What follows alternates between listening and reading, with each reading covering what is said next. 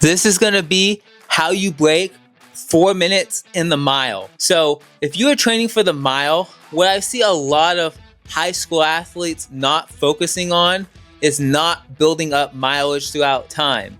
So high school athletes, if you're doing the 1500 as well, you really need to build up your mileage. And I would say maximum you want to be doing is about 60 to 70 miles a week, about 100 kilometers to 115 kilometers a week. That's what you want to build up to. But you want to start out slow and then build up slowly. So when you're building up your mileage, what you want to do is you want to do a certain amount of mileage for a month or two or a couple months and then build up that mileage, and mainly build up during the off season. So you may do 1 month of 20 miles and then 1 month of 25 and then 1 month of 30, and then stay at 30 for a while and then go 35 for a month, then 40 for a month, and stay at 40 for a while, and do that over time till you build up your mileage. So keep working on building up your mileage, and also make sure 80% of your training is zone 2. This is very easy running, which is conversational paced running. This is 60 to 75% of your maximum heart rate. The reason you do this is because your heart rate goes up like this. As it goes up to 100%, and then you max out. Your stroke volume, which is how much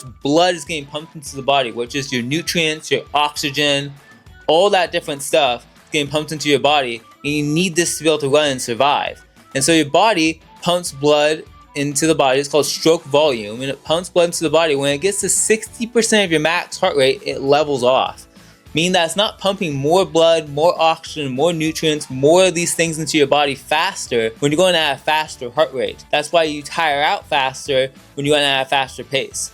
So what you want to do is you want to train at this pace, because it's very easy and you're spending more time running.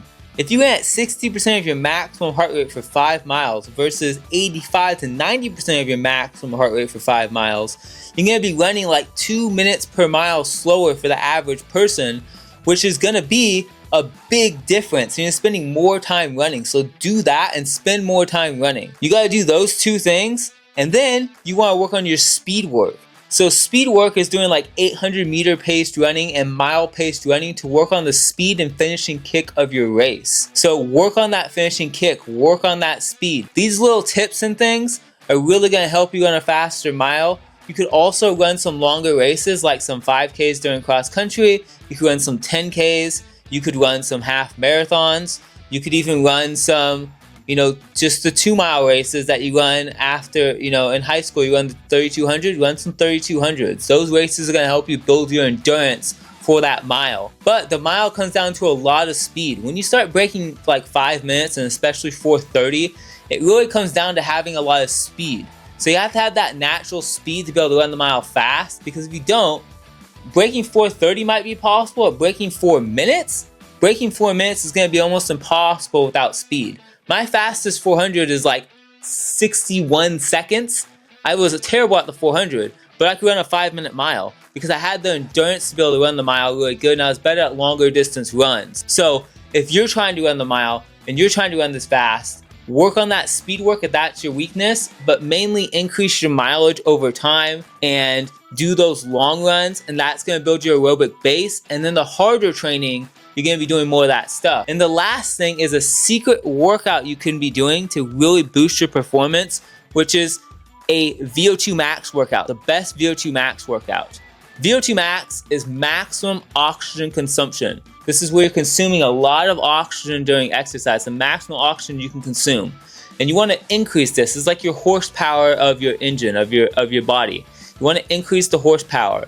And to do this, you want to do 4x4. So it's 4 minutes hard with 4 minutes rest 4 times. And you're doing this at a pace you can keep for all 4 minutes at the same pace. So it's not going out fast on the first one and dying on the last one, but it's not going out slow on the first one and then sprinting on the last one. You want to keep it at the same speed all out, but make it really hard. Make it as hard as you possibly can for the 4. Push yourself, go all out.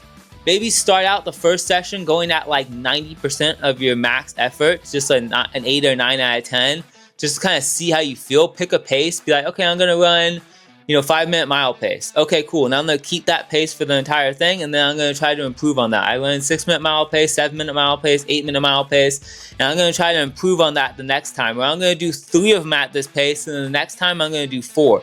And then improve each time and start bringing your times down.